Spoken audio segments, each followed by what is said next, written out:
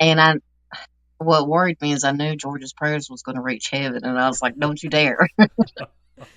But he said, "Now, what if it's the Lord's will for you guys to get back together?" I said, "The only way I will ever get back with that man is if I know it's God." I said, "Otherwise, it'll never happen."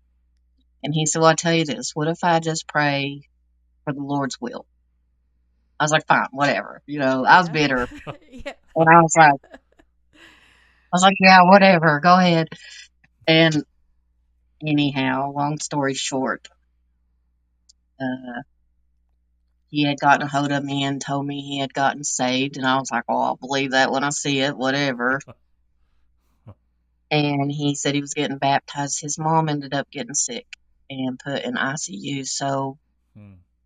I had called down there to let them know that so they could tell him that she wasn't doing really well. Yeah. And he had found a way to get back up here. And he said, "Will you bring the girls to the hospital to see me?" And I said, "Sure." So I took the girls over there. And, just seeing him, I could see the change in him, like just automatically.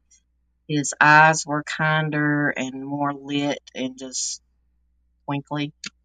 And just you could his whole demeanor just changed. You could tell he Yeah. wasn't the same person.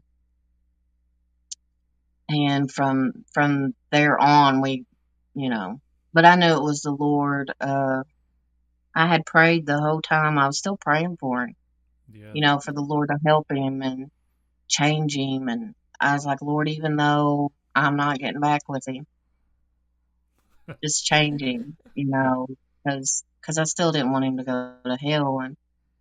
And the Lord, I think, with me getting myself out of the way, my feelings and all that out of the way, it gave the Lord room to work.